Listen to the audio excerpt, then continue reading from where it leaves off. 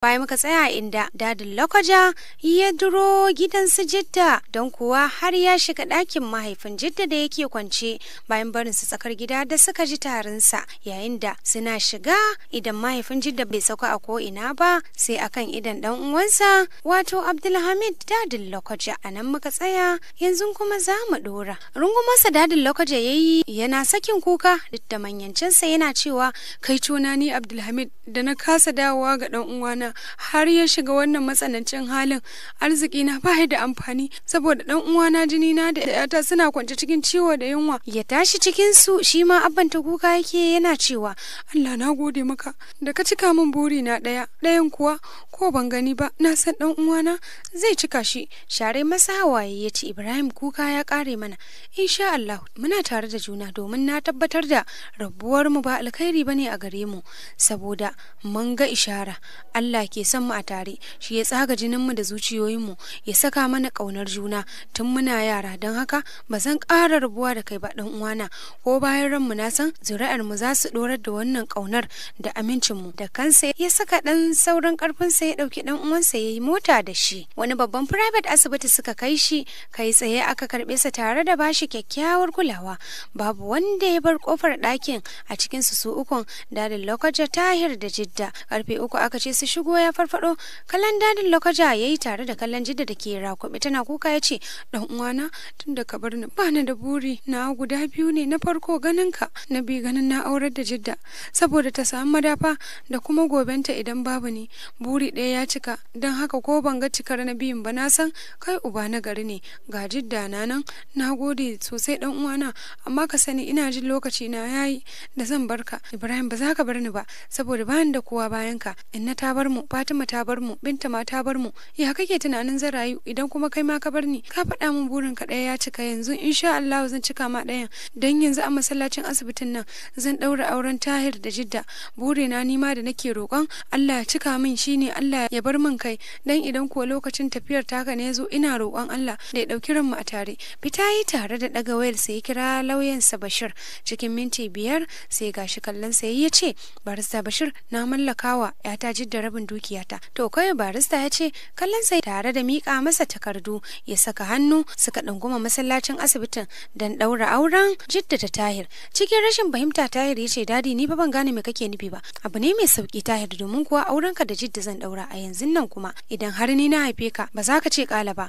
Wani irin mummunar zufa ya tsinke masa saboda masifar da take shirin afka masa. Gashi dadi ya rufe bakinsa, abbanta na kwance a ɗakinsa yana ji talan speaker har aka gama daura auren.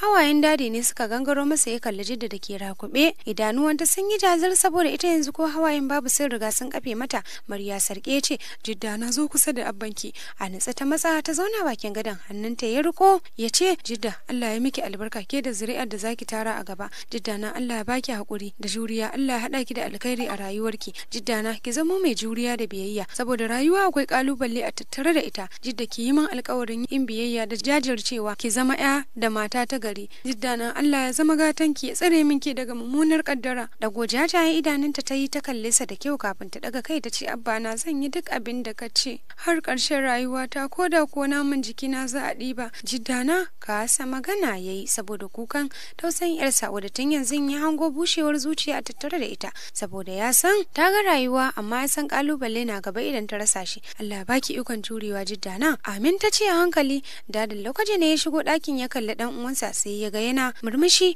Matsawa yayi kusa da shi zai yi magana, abban ya riga sa da cewa na gode dan uwana. Daga faɗar haka kuwa sai kalmar shahada. Guwar zuciya ne ya kama dadin Lokoja, take zube kan dan uwansa yana kiran sunansa kafin shi ma ya fice hayyacinsa. Akai emergency da shi. Kallon gawar abban ta yi tare da tofa masa addu'a ba tare da ta yi kuka ba, sai dai wani mugun nauyi da zuciyarta ta yi mata, dan da za a buɗe zuciyarta lokacin to dutse za a ga ta koma. Awa biyu dadin ya farfado ya buƙaci ganin Jidda da barista Bashir. Cire oxygen din da aka sa masa yayi, murya na rawa ya ce Bashir ga amanar yata, ka sa ta makaranta ta yi karatu cikin dukiyarta da na bata.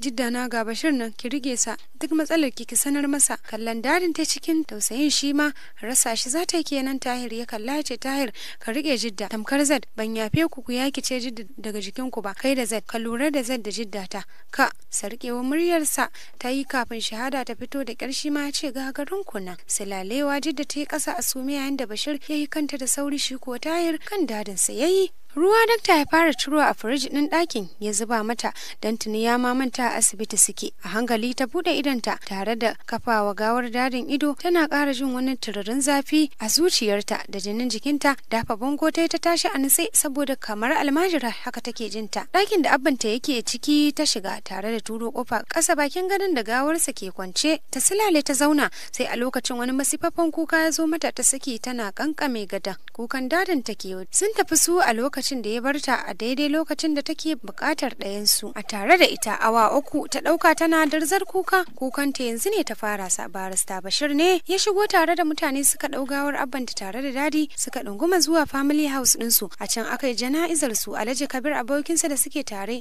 tun jami'a, wanda a gidansa suka yi zama har suka gama, yana jin sanarwar rasuwarsu rana ɗaya ya yi kuka sosai saboda shi kansa ya tabbatar da ƙaunar junansa a jininsu take, saboda ya yi zama da su ya gani. Kuma bai tsaya bata lokaci ba ya garzaya aka yi jana'izar su da shi. Ana dawowa daga kai su, Tahir ya kalli barista Bashir ya ce barista ni Abuja zan wuce yau din nan saboda mutane na suna son zuwa gaisuwa, don haka da su zo gwara na koma, ko ba komai nan din bamu san kowa ba. To hakan yayi, babu matsala, sai dai ina ga zai fi ita Jidda ka barta a nan next week. Ni ma zan dawo idan Asiya ta gama bikin kanwarta sai mu taho da ita, kafin nan ta dan sake saboda tana cikin matsanancin hali. Kallon barista ya yi don shi tuni ya manta da wata Jidda, sai yanzu ya tuna babban damuwarsa ita ce idan zai ji rasuwar dadi zai ce zai dawo, to ya zai yi da wannan bilet. Wahala da aka makala masa saboda ya san sarai Z baya zama gurin da ire-irensa suke, bare ma rabansa da Najeriya tun yana firamare. To yanzu kase masa tunani barista ya da cewa idan ka ga da matsala zaka iya tafiya da ita fa. No, babu matsala barista, kawai dai a koya mata tsafta please. Ba damuwa, za a koya mata komai ma. Allah ya tsare hanya, bari na zo na kai ka airport. Yau kwanansa abbanta 6 da rasuwa, kuma duk iya mamaki ta bawa mutanen gidan, don kuwa ta dangana ta miƙa lamuranta ga Allah, ta mai da himma gurin yi musu addu'a. Tuna ta watsar da komai ta dan canza saboda canjin sutura da samun lafiyayyen guri haɗi da abinci mai kyau. Dan kuwa kuɗi Bashir ya fitar ya siyo mata sutura akwati 2. Anta Asiya matarsa tana iya bakin kokarinta gurin ganin ta lurar da ita muhimmancin tsafta da kamshi. Dama Jidda mai tsafta ce sosai, rashi ne ya maida ta tamkar almajirar. Kwanansu 8 suka koma Abuja, don dama barista Bashir da matarsa Abuja suke biki ya kawo su Yolar. Hankalinta ya dan kwanta zamanta da Anta Asiya, sai dai tana nan yadda take babu farin ciki ko kaɗan a tare da ita, don kuwa tuni suka yi hannun riga da farin ciki. Murmushi kuwa za ta iya cewa ta fi shekara 5 bai hau fuskar ta ba. Yanzu ma a haka take, ba ta murmushi, ba ta dariya, ba ta farin ciki kuma ba ta kuka, ko yaushe a zaune take tana tunani. Kwanansu 1 da dawowa Bashir ya kira Tahir ya faɗa masa za su kawo Jidda. Saurin katse sai da cewa no barista bana nan, nayi tafiya zuwa Lagos, sai next week zan dawo, ka rike ta a gurin ka kafin na dawo. To kawai barista ya ce ba dan ya yarda da Tahir din baya gari ba. 1 week later barista ya kuma kiransa, nan ma wata ƙarya ya shimfiɗa masa. Barista ya ce tunda dai mai gadin ka yana nan, gobe zan kai ta, idan ka dawo ka samu matarka a gida. Yana gama faɗin haka ya kashe wayarsa. Washi gari da daddare Asiya ta shirya mata komai na kayanta cikin akwatunan ta suka tafi kai ta gida. Wani mahaukacin mention suka shiga, bayan an wangame musu gate bakin suka yi. Asiya na bin gidan da kallo na tsoro saboda kyansa har yayi yawa. Part 2 a cikin gidan suna kallon juna, kuma komai nasu iri ɗaya ne, gashi kowane upstairs ne. Part ɗin farko suka kwankwasa, sai ga cook ɗin gidan sanye da kayansa na cook ya buɗe musu kofar falon. Kallon sa yi cikin girmamawa ya ce welcome sir, thank you. Barista ya ce tare da cewa is your boss around? Yes sir, but he is in his room upstairs and I don't go there. Shigowa falon suka yi, suka zauna a lafiyayyun royal cushions ɗin da ke falon.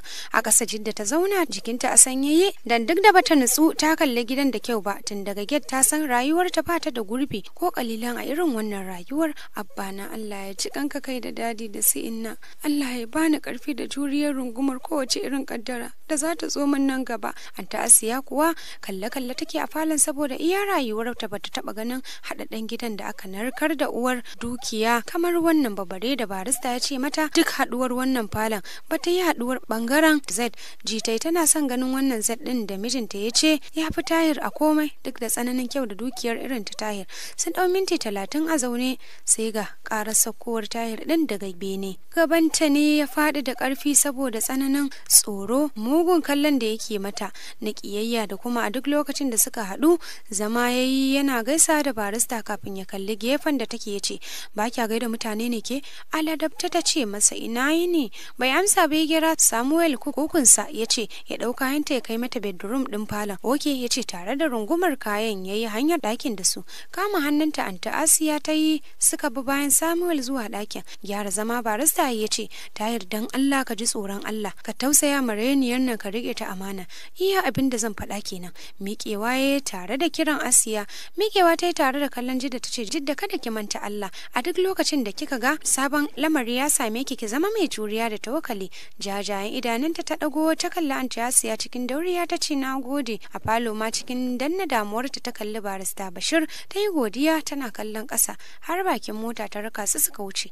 A sanye ta juya ta shigo falon cikin nutsuwa baya falon ya koma ɗakinsa da ke sama.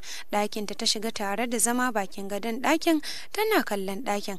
Gado ne kawai sai wardrobe a ciki sai toilet bayan su babu komai a ciki. Kiran sallar isha'i ta ji ta tashi ta shige toilet ɗin ta yi alwala ta zo ta yi sallah. Zamanta ta yi a darduma bayan ta idar shiru ta cikin dogon tunani har karfe 12 ta buga bata sani ba a hankali ta zame ta yi kwanciyar ta a ƙasan tana rinsa ido cikin kewar abanta. Karfe 5 ta tashi ta yi sallah ta ci gaba da zama a gurin har gari yayi haske tana gurin zaune. Kofar ɗakin da aka kwankwasa ta mike ta buɗe. Samuel ta gani tsaye sanye da kayansa na gida ba na cook ba. Sun koyar da kai yayi ya ce oga na kiranki.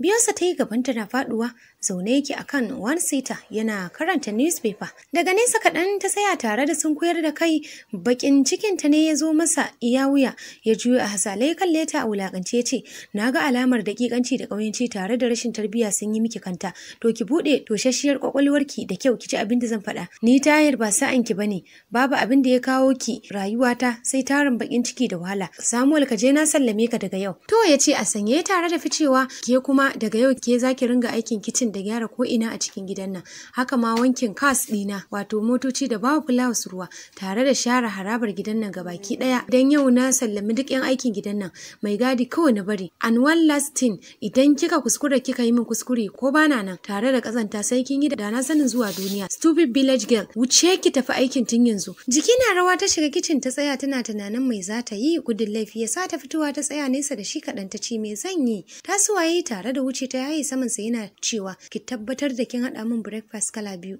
kafin na shirya na fito. Jikinta har bari yake saboda sauri ta hau yin aikin ba sosai ta iya aikin ba shi yasa ta haɗa abu mai sauki. Ɗaya ta soya masa kwai da egg sai plantain da ruwan tea da ya sako bai ci ba sai ma mugun marin da ya zabga mata saboda magin da ya yi yawa a egg din. Tana hawaye ta share fadan tas tare da muffin ɗinsa ta koma kicin ta yi wanke-wanke ta gyara kicin ɗin. Harabar gidan ta kalla nan take wasu marayun hawaye suka gangaro mata saboda masifar girmansa har ta ɓaci. Fara shararsa ta yi tana share hawaye da ƙyar ta iya miƙewa tsaye daidai bayan ta gama sharar motocinsa guda 4 ta hau wankewa sai da suka wanku kafin ta koma kan flowers ta fara basu ruwa. Ana kiran sallar azahar tana gama tana jin jiki da ƙyar ta shiga falon ta yi ɗakinta tana nishi da ƙyar saboda yunwa ga kafafuwanta da ke rawa saboda wahala. Za ta zauna kenan ta tuna da ya ce azahar zai dawo da sauri ta kicin tana ɗingisa ta hau aiki ta ka tsantsan ta hau yi gurin girki cikin ikon Allah komai daidai bai yi yawa ba bai yi kaɗan ba. A danin ta jera masa ta yi ɗakinta tana hawayen yunwa don ya ce muddin bai dawo ya ci abinci ba kada ta kuskura ta ci ko da yunwa za ta kashe ta. Wanka ta yi ta sallah ta zauna jira ne dawo ya san mata abincin ta samu ta ci ko hanjinta sa daina kuka. Rayuwa ta yi mata mugun tsanani azaba ko har ta fara sabawa da ita. Yanzu ta saba da sabuwar rayuwar rashin jin daɗi da yanci da ta zo mata. Kullum idan ta tashi za ta share gidan tsafta yi muwafin ta share harabar gidan ta ba fulas ruwa. Kyakkyawan mari kuwa kusan kullum sai ta samu dan Tahir mutum ne mai zafin hannu. Tsabar azaba wahala da yunwa kuwa tuni suka samu matsuguni a hanjinta don Jidda tuni ta koma kamar kwarangwal sai manyan idanuwanta da za su baka tsoro. Fatar ta kawai ce ta yi kyau saboda samun lafiyayyen guri. Tahir ko dama bai cika zama ba dan yanzu kullum cikin tafiye-tafiye yake. Da yake dama can ko yana gari ba ruwansa da ita, iyakacin ta girki da wahalar gidan. Girkin ma sai ya ga dama yake ci, idan kuwa ta yi ba daidai ba duka take sha wanda har jinya sai ta yi. Shi yasa idan yana gidan to ba ta wani kwakwaran motsi sai abin da ya ce. Kadaici ma tun tana kuka tana jin tsoro har ta saba da zama ita kadai a gidan. Ta yi ni ita kadai ta kwana ita kadai. Yau Asabar tunda ta tashi ta yi gyaran ɗakin ta share falon ta je sama ta gyaro ɗakinsa da falonsa dan baya gari ya yi tafiya kusan kwana 5. Haraba gidan ta gama sharewa tana ba flas ruwa ta ji karar buɗe gate gaban ta ya buga da ƙarfi don ta san daga yanzu zuwa kowane lokaci idan ta yi wani kwakwaran motsi za ta iya cin duka. Yana fitowa daga motar sai saurin dukar da kanta ta ce sanni ta zuwa. Wani wawan mari ta ji ya sauka a fuskarta da ya gigita ta amma bata dago ba sai dai hawaye da suka balle mata. Ke yar matsiya ta almajirai dan kin ci darajar mahaifina na barki kina zama gidana har kin samu gurbin gaida ni din kaman daga tsaye kaman wani sa'anki. Durkusa ta yi a hankali cikin tsananin jin ciwon kalamansa ta ce ka yi haƙuri. Kafa ya sa ingiza ta yi wuce yana fidda huci bakin cikin ganin ta yake. Ruwan da take bawa fulas ne suka zube jikinta gaba ɗaya saboda ingizar da yi mata. Tana hawaye ta miƙe za ta shige don canza kaya har ta sako kafarta ɗaya ta jiyo muryarsa yana cewa kada ki shigo sai kin bushe don ba na son warin dauɗa idan ta jiƙa da ruwa. Koma ta yi ta rabe jikin fulawoyi tana jinjina bakar wahalalliyar wulakancin da take ciki kuma ta san a ciki za ta dawwama saboda rashin kowa nata a duniya. A haka rana ta busar da ita tare da sakar mata da wani irin zazzabi mai ƙarfi. Tashi ta yi tana jan kafafu ta shiga ɗakin ta nufa ta tuɓe ta canza zuwa wata koɗaɗɗiyar doguwar riga don gabaki ɗaya kayanta sun koɗe sun tsufa wasu har sun fara barkewa. Zama ta yi bakin gado tana rawar sanyi ga ƙarin yunwa da ta lauye mata hanji. Lokaci ya ja sosai jidda yanzu ta zama cikakkiyar budurwa dan ta cika samanta da kasanta. Fatar ta yi kyau ga gashi mai tsawo da kyau sai dai uwar rama da wahala da azabar rayuwa. Gidan yasa ta dafe sosai kamar ba farar fata gare ta ba, ga sutura sawa ma sun gagare ta. Gashi rabanta da barista tun da ya zo ya faɗa mata zai yi doguwar tafiya kusan shekara kenan. A zahiri Tahir kyakkyawa ne sosai, fatarsa chocolate amma hutu da jin daɗi yasa fatarsa ta yi haske tana wani sheki. Tahir dogo ne, yana da ɗan jiki kaɗan, yana da zafin rai da saurin fushi, sannan ma abocin tafiye-tafiye ne dan idan ya yi tafiya wani lokacin yakan yi sati 2 ko 3 har ma fin hakan. Abin da ta lura da shi shine babu abin da yake matukar so a duniya kamar kaninsa Z dan yanda yake yawan kiransa da lallaba su cikin waya. Girkin dare take shirin dora ta je ya kira ta da sauri ta nufi falon don gudun laifi ta durkusa ƙasa ta ce gani ba tare da ya kalle ta ba ya ce gobe ki dauki a lokan falo ki bude wancan ɗaya bangaren da ke rufe ki gyara ko ina har toilet sannan ki nutsi gurin gyaran kada ki kuskure ki canza wani abin gurin.